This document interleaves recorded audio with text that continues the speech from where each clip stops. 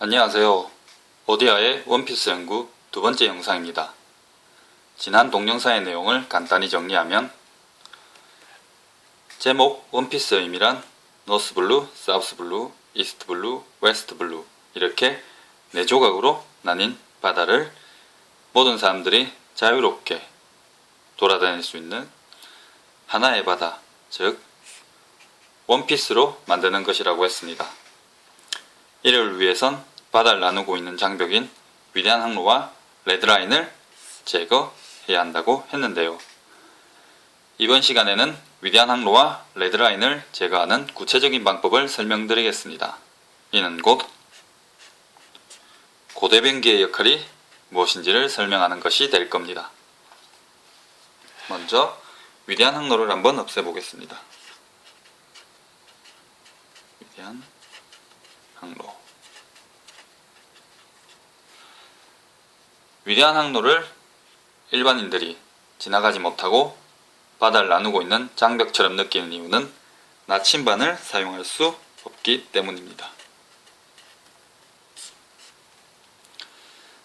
가령 사우스블루에 있는 사람이 웨스트블루의 섬으로 가려고 합니다.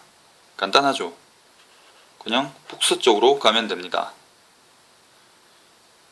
하지만 위대한 항로에 진입하는 순간 사진처럼 나침판이 고장난 것처럼 빙글빙글 돌게 됩니다.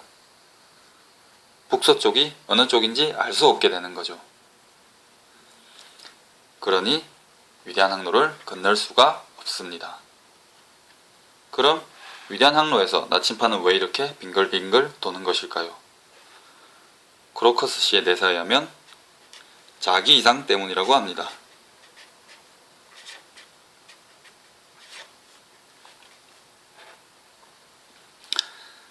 자기 이상 때문에 나침판이 빙글빙글 돌고 있다고 크로커스 씨는 밝히고 있습니다.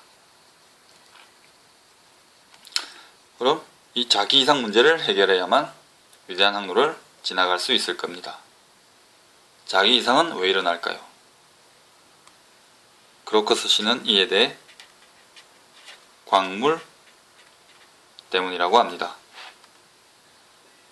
위대한 항로에 있는 섬들은 광물을 많이 포함하고 있기 때문에 항로 전역에 자기 이상이 생기는 겁니다.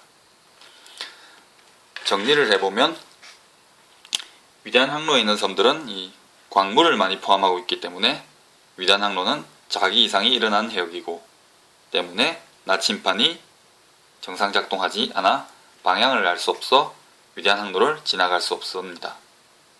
그래서 사람들은 위대한 항로를 바다를 나누는 장벽으로 인식하고 있는 것이죠.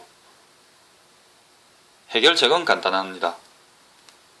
광물을 제거하면 자기 이상이 일어나지 않을 테고 그렇게 되면 나침판을 사용할 수 있어서 방향을 알 수 있게 되는 거죠. 그러면 드디어 위대한 항로를 건널 수가 있습니다. 즉 위대한 항로를 없애는 방법은 바로 이 광물 제거라는 결론을 내릴 수가 있습니다. 자, 그럼 오다가 이 광물 제거와 관련된 떡밥을 어디에 놔뒀을까요? 472화입니다. 원피스 행성의 사람들에게는 애물단지와도 같은 이 광물을 몹시도 그리고 간절히도 바라는 곳이 있습니다. 472화 표지의 아랫부분을 보시면 달의 도시 그 이름하여 비르카 자원 부족으로 푸른빛 별로 날아가다 라는 문구를 볼 수 있는데요. 그러니까 하늘섬 에피소드에 등장했던 등에 날개가 달린 사람들, 소위 이 달민족들은 광물을 몹시 필요로 함을 알 수 있습니다. 그렇다면 위대한 항로의 섬에 있는 광물을 캐내어 이 광물을 저 멀리 달에 보내면 원피스 행성 사람들은 바다를 자유롭게 돌아다닐 수 있어서 좋고 달민족은 자원 부족 문제를 해결할 수 있어서 좋고 누이 좋고 매부 좋은 상황이 연출되는 거죠. 여기에 사용되는 것이 바로 고대변기 포세이돈과 우라노스입니다. 먼저 포세이돈입니다. 포세이돈의 정체는 시라옷이라고 밝혀졌습니다. 자, 이 포세이돈에게는 노아라는 단짝이 있습니다. 아시다시피 포세이돈은 해왕류를 움직이는 힘이었습니다. 그리고 노아는 이렇게 해왕류가 끌기 위해 끌도록 설계되어진 배이죠. 조이보이는 이 노아를 움직이기 위해 해왕류를 움직일 수 있는 힘인 포세이돈의 힘이 필요했던 겁니다. 그럼 이런 상상을 한번 해보겠습니다. 조이보이는 포세이돈의 힘을 빌려 해왕류를 이용해 노아를 끌려고 했습니다. 어디서 끌려고 했을까요? 해왕류가 살고 있는 캄벨트라 해보겠습니다. 위대한 항로의 구조를 한번 살펴보겠습니다.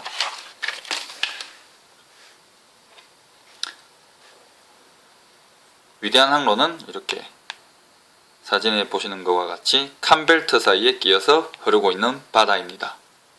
간단하게 그림을 그려보면 이곳이 위대한 항로입니다.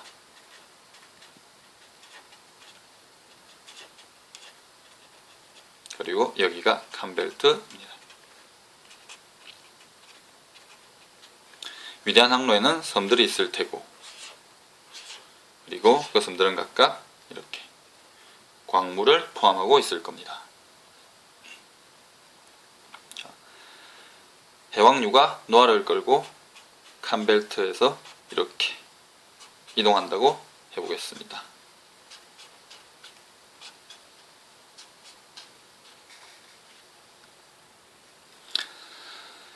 이렇게 하고 보니 캄벨트가 우리가 잘 아는 것과 아주 비슷하다는 걸 알 수 있습니다.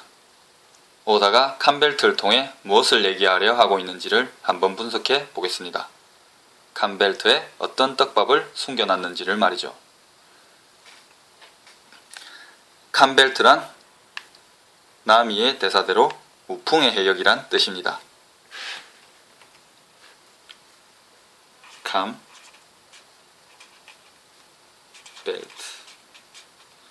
자, 여기서 감이 바람이 없는 잔잔한 이런 뜻입니다.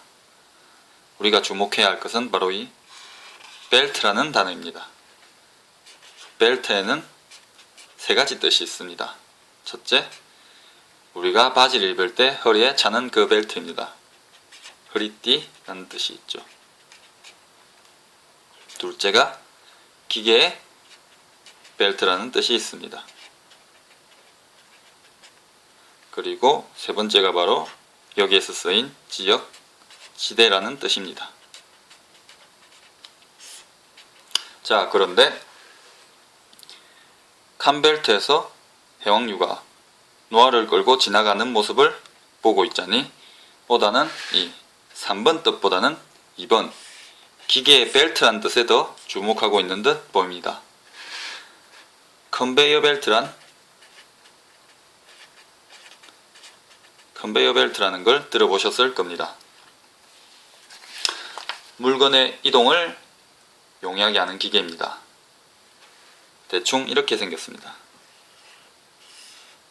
자, 벨트가 이런 식으로 이동하고, 이동하는 벨트 위에 물건을 얹으면 이렇게 벨트의 이동 방향에 따라 물건이 이동하는 기계를 말합니다. 자, 캄벨트 그림으로 가보겠습니다. 위대한 항로의 섬에서 캐낸 강물을 캐낸 다음 노아에 싣고 이 노아를 해왕류가 끌고 지나갑니다. 다시 또 광물을 캐내어 싣고 노아는 이동하고 싣고 이동하고 싣고 이동하고 해왕류가 이렇게 노아를 끌고 캄벨트를 쭉 이렇게 이동해 나간다 했을 때 하나씩 광물을 이렇게 노아 위에 얹는 거죠. 마치 이동하는 컨베이어 벨트 위에 물건을 싣는 것처럼 말이죠. 자, 이러면 캄벨트에 오다가 심어놓은 떡밥이 어떤 것인지 알게 됩니다.